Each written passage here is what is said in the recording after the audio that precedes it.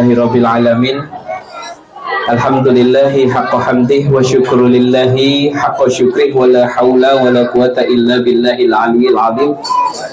Asyhadu an la ilaha illallah syahadatan adakhiruha al-yawma liqa'ih yawma la yanfa'u malu wa la banun illa man atallaha biqalbin salim. Wa asyhadu anna Muhammadan abduhu wa rasuluh arsalnahu rahmatan lil alamin faballagha risalah wa addal amanah wa nasahal ummah wa jahada fillahi haqqa jihadih hatta qala Allah ta'ala innallaha wa malaikatahu yusholluna 'alan nabi ya ayyuhalladzina amanu shollu 'alaihi wa sallimu taslima. Allahumma sholli wa sallim wa barik ala hadza nabiyyina Muhammad sallallahu alaihi wasallam. Alhamdulillahirabbil alamin. Saderengipun nyuwun izin dumateng para alim ulama, ustadz, ustadzah, bapak guru kula, bapak dosen kula, Om Nunung niki kala wingi kula ditelepon kalih ayahanda Pak D Seno. Niki tugasnya Pak D Seno tapi kok niki nunjuk teng bocah niki nggih Pak D, nyuwun izin Pak D. Niki dai magang niki. Alhamdulillah pada siang hari ini bisa berkumpul walaupun panas-panas. Sehat sedulur-sedulur sedanten? Alhamdulillah. Selama kumpulan itu munyahnya tesih cepat niku berarti sehat. Mboten gerah waja, mboten gerah sehat berarti nggih. Alhamdulillah. Di mana-mana kalau tausiah di acara apa ini namanya perkumpulan trah itu memang sedikit agak susah. Tapi setidaknya pada siang hari ini itu alhamdulillah lebih baik. Kemarin saya kumpul trah di Semarang itu ada yang isi Pak Ustadz itu salam sampai 2 kali. Karena salam yang pertama yang jawab cuma 20%. Nonton. Tapi di sini di trahnya Iryo Jayan alhamdulillah putra putu canggah simbah niki soleh-soleh sedanten. Karena sekali salam langsung dijawab waalaikumsalam warahmatullah. Masya Allah luar biasa. Kenapa kok susah? Karena kalau bertemu dengan saudara itu sedang euforia karena sudah lama tidak bertemu. Rasa nikmat, rasa senang ketemu sedulur yang sudah lama tidak bertemu itu nikmat gitu. Ini sama perasaan persis kalau panjenengan kali kula tesih kemutan. Bapak-bapak, ibu-ibu, Pak De Bude, Pak Alik, Bule, sekitar berapa ya? Sekitar 16 atau 17 tahun yang lalu, tepatnya tahun 2006, mungkin yang domisili Klaten. Masih keingat tidak tahun 2006, bulannya Mei, tanggalnya 27, ada bencana yang sangat besar di Klaten, nopo? Gempa bumi. Bibar gempa bumi disusul nopo? Isu tsunami. Nah, niko pas dinten Sabtu niko kula tesih kemutan. Pada pagi hari itu setelah gempa saya diperintah sama ibunda Bu Nini itu untuk nganter almarhum adik saya, adik ponaan nggih. Karena rumahnya di Bayat. Leh kono terno adimu ning Bayat. Ngecek omahe sedulur itu. Saya ngecek ke sana, kemudian sampai sana baru duduk sebentar. Satu rombongan orang naik motor, naik truk, naik mobil ngebut arah Cawa semua. Ternyata mereka terkena isu tsunami. Nah, terus saya kemutan boten niki.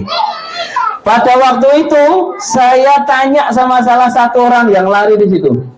Pak, ada apa Pak kok lari-lari? Mas, ada tsunami. Tsunaminya sudah sampai Galioso.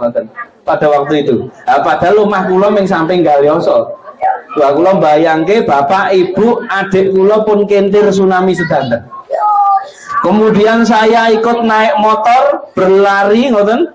Tapi ternyata alhamdulillah cuman isu, tidak beneran. Padahal di jalan itu Pak Bu, saya sudah bayangke seperti di Aceh ya. Kan kita baru berapa tahun itu setelah kejadian Aceh. Saya bayangke bapak kula pun kentir, ibu kula pun kentir, adik kula pun kentir, kula dadi sebatang kara ngoten ceritane. Karena sih berhasil menyelamatkan diri melayu numpak motor win niku. Tapi alhamdulillah ternyata cuma isu, kemudian saya pulang. Nah pas saya pulang itu tidak ada bekas air, tidak ada bekas banjir. Jadi alhamdulillah ternyata tidak terjadi. Pas ketemu Bapak Ibu ada perasaan nyaman, perasaan senang, perasaan lega, bahagia. Nah inilah yang kemudian kita rasakan saat ini. Sudah lama tidak bertemu saudara, sudah lama tidak bertemu handai tolan, ini ketika bertemu rasanya senang. Nah, Bapak Ibu-ibu, Pak Deputi, Pak Lek Bule, satu kali lagi besok kita akan bersama-sama merasakan hal yang serupa, yaitu perasaan senang, perasaan nyaman, perasaan senang kumpul meleh. Itu satu kali lagi besok insya Allah kita rasakan. Ada sebuah tempat yang pernah diceritakan oleh Rasulullah SAW. Tempat itu bernama Kantorah. Ada yang pernah tahu Kantorah? Ada yang pernah tahu? Kalau ada yang tahu maju ke sini tak kasih hadiah 50.000, tapi tidak boleh googling. Ayo, ada yang adik-adik, ayo. Anakku dewe ini. Apa boleh? Saya ketahui belum, Mbak? Ya, jadi Kantorah itu sebuah lapangan luas, ya, lapangan luas yang letaknya tepat di depan surga. Ini adalah tempat poin atau titik terakhir sebelum insya Allah kita nanti bersama-sama masuk ke dalam surga. Ada sebuah tempat namanya kan Kantorah ini. Nah, nanti ketika yaumul qiyamah atau hari akhir itu ditegakkan, setelah kita melalui tahapan-tahapannya, mulai dari padang mahsyar, yaumul hisab, yaumul mizan, kemudian kita nanti menyeberang di atas punggung neraka, atau kita sering menyebutnya jembatan Shiratal Mustaqim.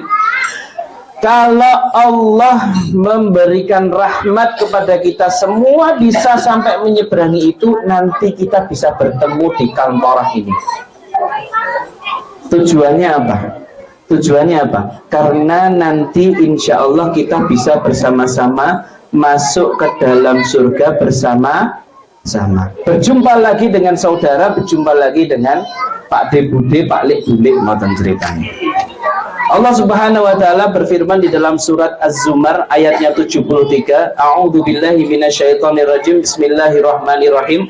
Wasiqal ladzina taqaw rabbahum ilal jannati zumara hatta idza ja'uha wa futiha abwabuha wa qala lahum khazanatuha salamun 'alaikum tibtum fadkhuluha khalidin. Di dalam ayat ini Allah Subhanahu wa taala berfirman, ya, nanti orang-orang yang bertakwa kepada Rabb-nya, yang bertakwa kepada Rabb-nya akan diantar oleh malaikat menuju surga secara rombongan. Napa bapak-bapak, ibu-ibu? Secara napa? Nggih, rombongan niku napa? Rombongan niku bareng-bareng. Tur nek jenenge rombongan niku kenal, saling kenal. Nek mboten kenal jenenge kerumunan, ngoten nggih.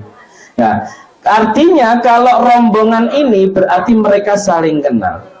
Salah satu rombongan yang dimaksudkan di dalam ayat ini yang nanti diantar oleh para malaikat menuju pintu surga, yang kemudian kalau sampai sana wa futihat abwabul jannah, pintu surganya sudah terbuka, dan kemudian wa qala lahum khazanatuha, dan di sana ada penjaganya. Penjaganya siapa? Malaikat itu. Malaikat itu menyambut rombongan ini datang dengan mengatakan salamun alaikum tibtum. Selamat kepada kalian dan bergembiralah kalian. Salah satu rombongan yang akan dibawa oleh malaikat ini nanti, ya, selain itu rombongan ahlul jihad, rombongan ahlul puasa, ahlul sedekah, ahlul sholah, dan juga nabi, dan juga para anbiya dan para para siddiqin, ya, itu ada salah satu rombongan yang kita semua menginginkannya. Di dalam surat Ar-Ra'd ayatnya ke-23 Allah Subhanahu wa taala berfirman, jannatu adnin yadkhulunaha wa man sholaha. Nah, ini sambungan dari tafsirnya ini tadi. Di dalam surat Az-Zumar ayatnya 73 ini tadi. yaitu bahwasanya rombongan yang dimaksud di sini salah satunya adalah yang nanti disiapkan oleh Allah Jannatu Adn. Apa? Surga Adn. Jannatu Adnin yadkhulunaha wa man sholaha, yang nanti mereka masuk ke dalamnya bersama orang-orang soleh.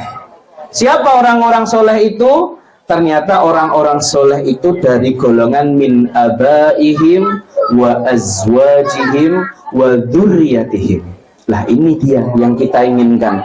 Kalau kumpul terah, kita bertemu, dan biar tidak percuma bertemu di dunia, kita juga janjian bertemunya nanti juga di akhirat. Jangan enten sing kelong, ojo ngantek ono sing ketinggalan, ojo ngantek ono sing ora melu.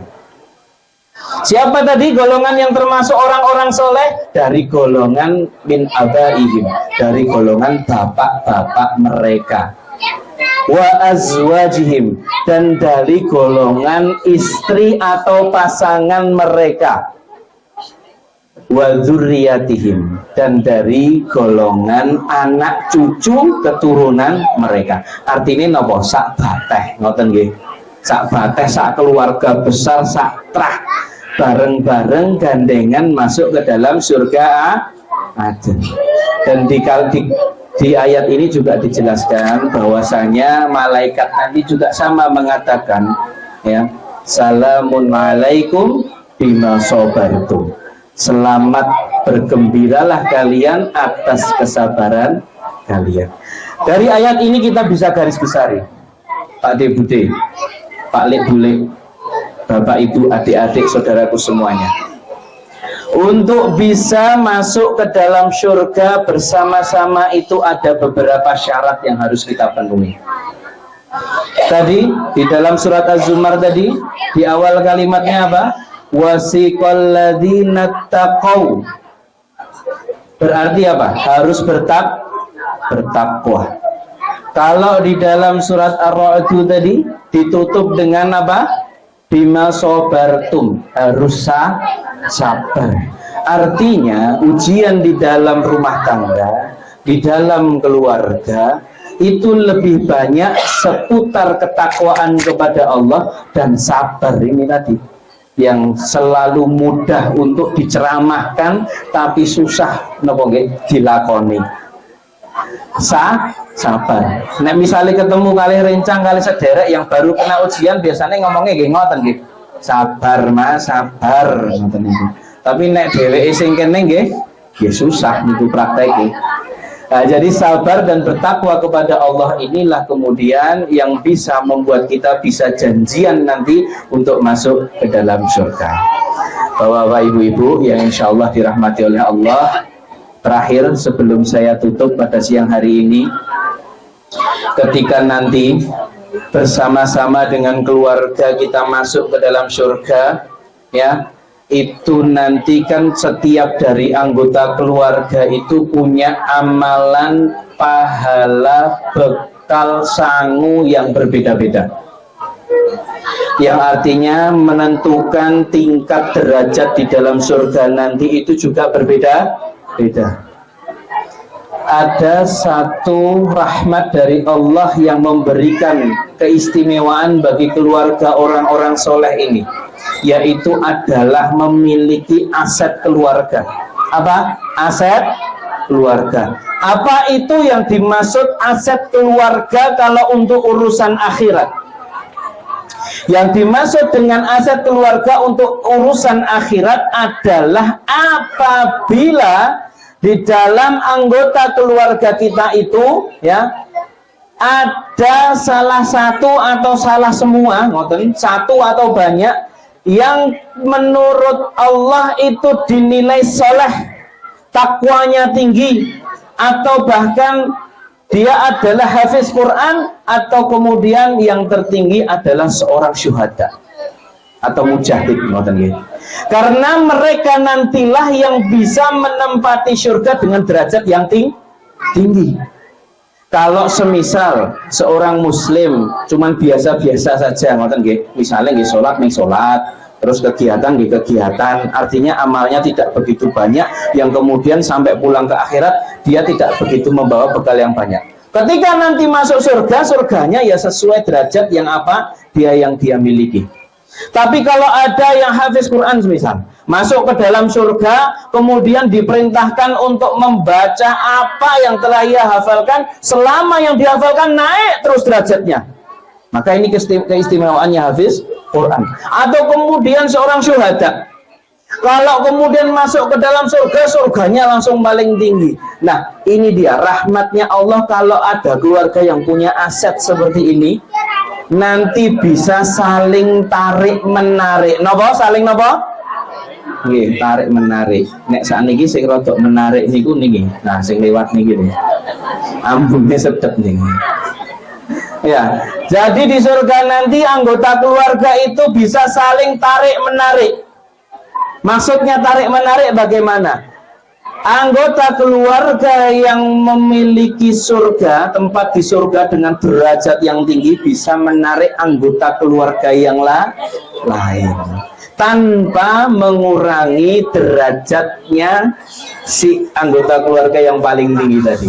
Lah, ini luar biasanya kalau Allah memberikan rahmat kepada keluarga yang anggotanya soleh dan bertakwa itu tadi. Jadi bapak-bapak, ibu-ibu, sebelum saya tutup, mari kita bersama-sama membuat generasi dari Trah Irya Wijhayan Simbah ini ya, biar Simbah nanti juga senang ngoten nggih, punya anak cucu, punya mantu yang soleh dan solihah ini. Kita ciptakan generasi keemasan Islam ya, kita buat anak cucu kita menjadi anak cucu penjaga Al-Quran dengan hafiznya, dengan hafalannya, kemudian menjaga agamanya dengan ketakwaannya, agar kita nanti ketika berpulang bertemu dengan simbah leluhur kita, kita bertemu dengan bangga. Niki Mbah Putu Kulo yang insya Allah nanti bersama-sama menarik kita ke derajat yang lebih tinggi. Amin ya robbal alamin. Mungkin itu yang bisa saya sampaikan. Semoga menjadi hidayah untuk kita semua, dan semoga Allah menetapkan hidayah tersebut sampai kita menyebut dengan maut kita. Amin ya robbal alamin. Nasrun minallahi wa fathun qarib wa basyiril mu'minin fastabiqul khairat. Wassalamualaikum warahmatullahi wabarakatuh.